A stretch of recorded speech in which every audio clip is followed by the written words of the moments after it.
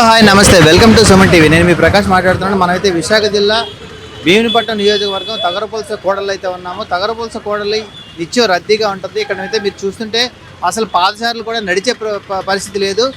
ప్రధానంగా అసలు రోడ్డు మీద ఫుట్పాత్లు అనేవి మనకి పాదచారుల కోసం ఉంచారు, కానీ ఇక్కడ ఫుట్పాత్లు అన్నీ కూడా మొత్తం ఆక్రమణకు గురయ్యాయి. ఇక్కడ నుంచి చూస్తుంటే మీరు ఇలా ఇటువైపు నుంచి చూస్తుంటే ఇక్కడ ఈ షాపులన్నీ చూడండి. ఈ షాపుల చుట్టూ ఉన్న పార్కింగ్ స్థలాలు అంటే ఈవెన్ అక్కడున్న బైక్స్ కానీ అవి కానీ మొత్తం ఈ పార్కింగ్ స్థలాలని ఆక్రమించి మరి వాళ్ళు నిర్మించడం జరిగింది. ఇప్పుడు ఏదైతే పాదచారులు నడడానికి పార్కింగ్స్ అయితే ఉన్నాయో ఆ పార్కింగ్లపై వీళ్ళు మెట్లు లేదా వాళ్ళ తాలూకా ఫ్రిడ్జ్లు వంటివి పెట్టడం వల్ల ఈ మొత్తం పార్కింగ్ అనేది క్లోజ్ అయిపోయింది.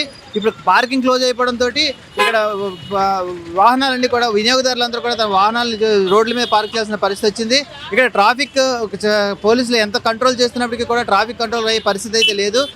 నిత్యం తగరపులస రద్దీగా ఉండే ప్రదేశాల్లో చూస్తుంటే మనం ఇప్పుడు అటువైపు మార్కెట్ ఉంది. ఆ మార్కెట్ ప్రాంతం నుంచి చాలామంది వస్తూ ఉంటారు. ఆ ప్రాంతంలో అంతా ఆ రోడ్డు రెండు వైపులా కూడా ఆక్రమణకు గురయ్యి చూస్తుంటే మనకు అర్థమవుతుంది.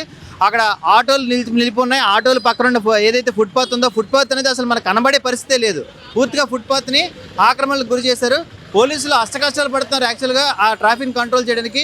ఎంత కంట్రోల్ చేస్తున్నప్పుడు కూడా సాయంత్రం అయ్యేసరికి ఈ స్కూల్ బస్సులు అలాగే ఆర్టీసీ బస్సులు అలాగే ఉద్యోగాలు ఇక్కడ దగ్గరలో ఉన్న కంపెనీలు ఉన్నాయి, కాలేజీలు ఉన్నాయి, వాళ్ళందరూ కూడా స్టూడెంట్లందరూ కూడా ఇక్కడికి నిత్యం ఇదే జంక్షన్ నుంచి వెళ్ళే పరిస్థితి.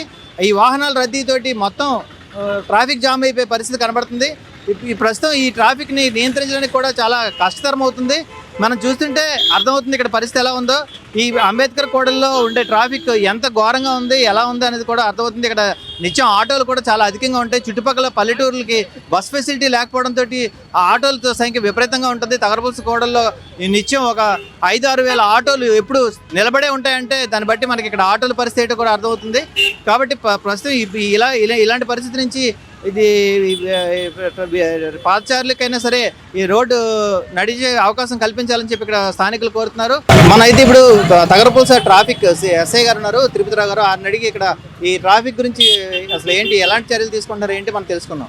చెప్పండి సార్. నమస్తే. ప్రస్తుతం ముందుగా అందరికీ నమస్కారం. మీ సుమన్ టీవీ ప్రేక్షకులకి. తగరపులస భీమిలిలో ఎక్కువ మార్కెట్లో ట్రాఫిక్ ఇబ్బంది అయ్యేది ప్లేస్ అయినా ఏమైనా ఉన్నది అంటే అది తగరపులస మార్కెట్. మా గౌరవ సిపి సార్ ఇన్స్ట్రక్షన్స్ ఏంటంటే పబ్లిక్కి ఎటువంటి ఇబ్బంది కలగకూడదు. వ్యాపారస్తులు వాళ్ళ వ్యాపారం చేసుకుంటేనే డైలీ వాళ్ళ వర్క్ ఏదైతే ఉందో ఆ వర్క్ వెళ్ళేటువంటి పబ్లిక్కి ఎటువంటి ఇబ్బంది లేకుండా చూసే బాధ్యత మాకు అప్పగించారు. సో ఆ సిపి గారు ఉత్తర్వుల ప్రకారం ఏంటంటే ఈ తగరపులస మార్కెట్లో ఉండే రోడ్డు చిన్నది, కానీ మా వరకు మేము ఎప్పటికప్పుడు రెగ్యులేట్ చేస్తూ స్కూల్ బస్సులకు కానీ లేదంటే ప్రైవేట్ వర్కర్స్ కానీ దివీస్ ఎంప్లాయీస్ కానీ ఈ రోడ్డు మీద వెళ్ళే వాళ్ళకి ఎటువంటి ఇబ్బంది లేకుండా చూస్తాము. ఎస్పెషల్లీ ఈ సెంటర్ డివైడర్ మీద షాపులు పెట్టడానికి అవకాశం ఎటువంటి ఇవ్వము. అదేవిధంగా ఈ షాపులు ఉంటాయి వెండర్స్ ఈ డైలీ వెండర్స్ ఏంటంటే ఈ ఫుట్పాత్ల మీద వాళ్ళ యొక్క సెల్లింగ్స్ చేయడానికి ట్రై చేస్తుంటారు.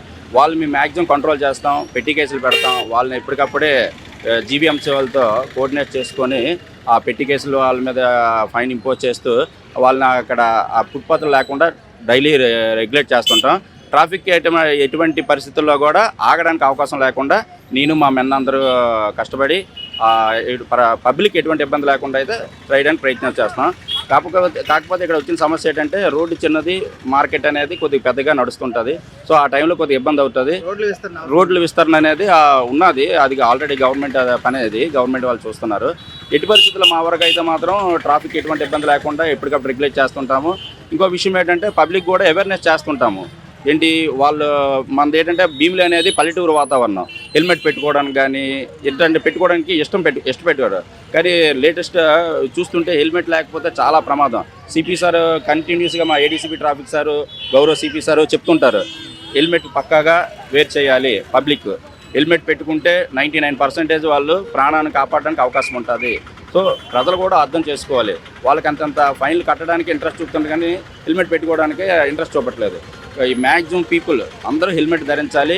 ఇప్పుడు కొత్తగా ఏంటంటే పిలియన్ రైడర్స్ కూడా చట్టం అయితే ముందు నుంచి ఉన్నది. పిలియన్ రైడర్స్ కూడా హెల్మెట్ తప్పనిసరిగా వెయిట్ చేయాలి. నెంబర్ ఆఫ్ యాక్సిడెంట్స్ అనేవి 2 వీలర్స్ మీద జరుగుతున్నాయి. హైవే మనకి భీమిలి స్ట్రెచ్ అనేది మోస్ట్ NH5 NH16 ఎక్కువ ఉంటుంది. సో ఈ స్ట్రెచ్ మీద ఈ కాలేజ్ స్టూడెంట్స్ కానీ స్పీడ్గా వెళ్ళడానికి ఇంట్రెస్ట్ చూపుతుంటారు. సో వాళ్ళకి కూడా మేము అవేర్నెస్ క్లాసులు కండక్ట్ చేస్తాం. ప్రతి కాలేజీ ప్రతి స్కూల్లో కండక్ట్ చేస్తాం. ఇంకొక విషయం ఏంటంటే ఇక్కడ తగరపూస పరిసర ప్రాంతాల్లోని చుట్టుపక్కల పల్లెటూర్లు చాలా ఎక్కువ ఉన్నాయి, వాటికి బస్ ఫెసిలిటీ లేదు. ఆ కారణంగా ఇక్కడ ఆటోలు విపరీతంగా ఉంటాయి. యాక్చువల్గా మనం చెప్పాలంటే తగరపూసలో ఎప్పుడు స్టాండ్ బైలోనే కనీసం ఒక 2-3 వేల ఆటోలు ఉంటాయి చుట్టుపక్కల. సో ఆటో డ్రైవర్లు చాలామందికి ఇన్సూరెన్స్లు ఉండవు, డ్రైవింగ్ లైసెన్స్లు ఉండవు, ఈ విధంగా చాలా ఉన్నాయి. తర్వాత ఏంటంటే వాళ్ళు ట్రాఫిక్ అవేర్నెస్ లేకపోవడం, వాళ్ళు ఇల్లిటరేట్స్ కావడం, ముఖ్యంగా పెద్దగా చదువు లేకపోవడం, వాళ్ళు అసలు ట్రాఫిక్ రూల్స్ పాటించరు, వాళ్ళకి అసలు ట్రాఫిక్ మీద అవగాహన ఉండదు. సో వాళ్ళపై మీకు అవగాహన ఎలా కల్పిస్తున్నారు? వాళ్ళు మా సిపి సార్ ఏంటంటే ఈ ఆటో డ్రైవర్స్ ఎవరైతే ఉన్నారో వీళ్ళకి రెగ్యులర్గా క్లాసులు కండక్ట్ చేస్తున్నాం. ఏంటి ట్రాఫిక్ రూల్స్ ఏంటి, వాళ్ళకి ఏమేమి ఉండాలి, వాళ్ళు ఆటో తీయడానికి ఏమేమి ఉండాలి, డ్రంక్ అండ్ డ్రైవ్ ఉండకుండా ఉండాలి, వాళ్ళ దగ్గర లైసెన్స్ కంపల్సరీ ఉండాలి, ఇన్సూరెన్స్ కంపల్సరీగా ఉండాలి, పొల్యూషన్ ఎప్పటికప్పుడు చేసుకుంటాం. మేము పొల్యూషన్ మీద కేసులు కంటిన్యూగా ఇంపోజ్ చేస్తుంటాం. సో మళ్ళీ సెకండ్ ఫేజ్లో రేపటి నుంచి మళ్ళీ ఆటో డ్రైవర్స్కి క్లాసులు కండక్ట్ చేస్తుంటాం, ట్రైనింగ్ క్లాసులు. సో రేపు మన భీమిని తరఫున తీసుకెళ్తాం ఒక 40 మంది 50 మందిని ప్రతి స్టేషన్ నుంచి కూడా. అలాగే ఆటో డ్రైవర్లు, సిటీలో ఉన్న ఆటో డ్రైవర్లు అందరూ వస్తారు. రేపటి నుంచి మళ్ళీ అది షెడ్యూల్ ఖరారు చేశారు. ఈ ఆటో డ్రైవర్స్కి వాళ్ళ డ్రైవింగ్ ఏంటి, వాళ్ళకి ఏమి ఉండాలో, వాళ్ళ సర్టిఫికేట్స్ ఏమి ఉండాలో అన్ని దాని మీద ఈ అనేది కూడా రెగ్యులర్గా క్లాసులు కండక్ట్ చేస్తున్నారు. సిపి సార్ ఆటోస్ ఆల్రెడీ ఈరోజే వచ్చాయి, మళ్ళీ ఆటో డ్రైవర్స్కి క్లాసులు కండక్ట్ చేయమని.